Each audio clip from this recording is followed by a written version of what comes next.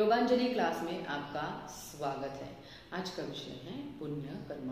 पुण्य कर्म का मतलब क्या होता है? पॉजिटिव कर्म। पॉजिटिविटी का मतलब क्या होता है? ईश्वर। और ईश्वर का मतलब क्या होता है? सुख, शांति और आनंद। हमारे सुख, शांति, आनंद के लिए हमें ईश्वर की तरफ बढ़ना पड़ेगा और ईश्वर की तरफ बढ़ने के लिए हमें पॉजिटिव होना पड़ेगा और पॉजिटिविटी के लिए हमें पुण्य कर्म करने पड़ेंगे।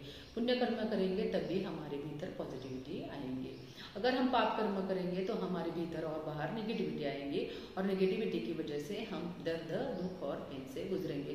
तो हमें बिल्कुल ही नेगेटिव कर्म यानी पाप कर्म नहीं करने चाहिए और हमारे जीवन के लिए सुख, शांति, आनंद के लिए हमें पुण्य कर्म करने चाहिए। पुण्य कर्म कौन कौन से होते हैं? आर्थिक, शारीरिक, मानसिक, सामाजिक और आध्यात्मिक, ऐसे 5 तरह के पुण्य कर्म होते हैं। जाने अनजाने में भी किए हुए पुण्य कर्म होते हैं। हमारे संचित भी पुण्य कर्म होते हैं। कई पिछले जन्मों के भी हमारे संचित पुण्य कर्म होते हैं। तो हमारे पुण्य कर्म तो कई तरह के होते हैं।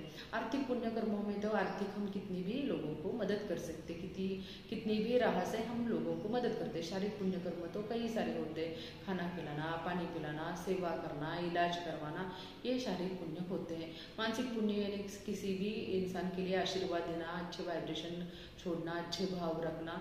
सामाजिक कार्य तो बहुत सारे होते हैं। समाज के उद्धार के लिए जितने कार्य आप करेंगे वो सब सामाजिक पुण्य होते हैं। आध्यात्मिक यानी किसी भी आत्मा को परमात्मा के मिलन के लिए तैयार करना, उसको हेल्प करना और सभी कार्य करना, ये आध्यात्मिक कार्य होते हैं। और हमारे पिछले जन्मों के और जन्मों के भी बहुत ही संचित पुण्य कर्म होते हैं। उसके कारण भी हम सुख, शांति और आनंद से रहते हैं। उसके साथ साथ हम जाने अनजाने में भी बहुत सारे पुण्य कर्म करते हैं। तो पुण्य कर्म तो कई तरह के होते हैं, लेकिन इंसान एक ही गलती करता है पुण्य कर्म करते समय।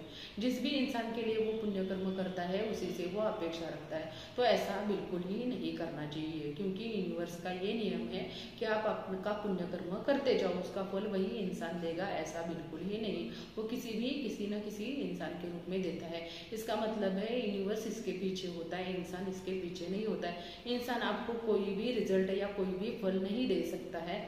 आपका फल आपको मिलेगा वो ईश्वर की तरफ से ही मिलेगा, लेकिन हम उसी इंसान के रूप में फल की अपेक्षा करते हैं। तो ऐसा बिल्कुल ही नहीं करना चाहिए। हमारा कर्म अच्छा करते जाना चाहिए, क्योंकि हर एक इंसान वो हमें उसका फल देगा, ऐसा बिल्कुल ही नहीं।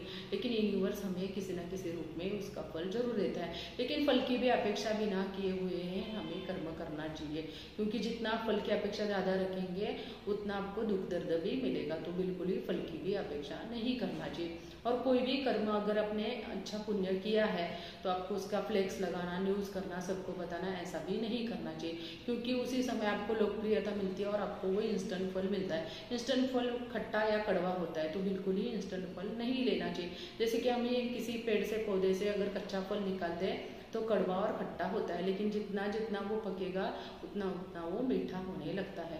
तो बिल्कुल ही हमें इंस्टेंट फल नहीं लेना चाहिए। कोई भी कार्य करते समय हमें अच्छे से ही कार्य करना चाहिए, उसका न्यूज़ बिल्कुल ही नहीं करना चाहिए, क्योंकि हमारे लिए वो अच्छा होता है। वो जितना ज़्यादा पकेगा उतना वो मीठा होता है। तो बिल्कुल ही किसी से भी अपेक्षा मत रखिए, क्योंकि जितना आप अपेक्षा रखेंगे उतना आप दुख दर्द पेन से गुजरेंगे, क्योंकि वही आपको उसका सही फल नहीं दे सकता, क्योंकि आपने जो कर्म किया होता है उसका फल देने का कार्य ये ईश्वर का होता है, यूनिवर्स का होता है, वही आपको फल देता है। तो आपके सिर्फ वहम की वजह से ही वो उसके ऊपर से अपेक्षा रखते हो और आप दुख दर्द और पेन से गुजरने लगते। तो बिल्कुल ही आप कोई भी अच्छा पुण्य कर्म करते समय आप दिल से, मन से, आत्मा से ही पुण्य कर्म कीजिए और किसी से अपेक्षा मत रखिए। और जो भी आपको पुण्य का जो फल है वो आपका यूनिवर्स यानी ईश्वर ही आपको देने वाला होता है, और वही सबसे बेस्ट होता है, क्योंकि इंसान आपको इतना अच्छे से फल नहीं दे सकता है, क्योंकि उसका लिमिट होता है।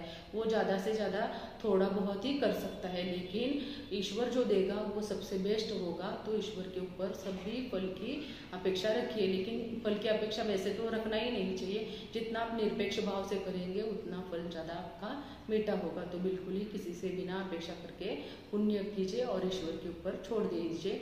ईश्वर आपको बेस्ट से बेस्ट फल देगा। तो आज के वीडियो पे इतना ही। अगले वीडियो पे अगले विषय पे बात करते हैं। तब तक के लिए धन्यवाद।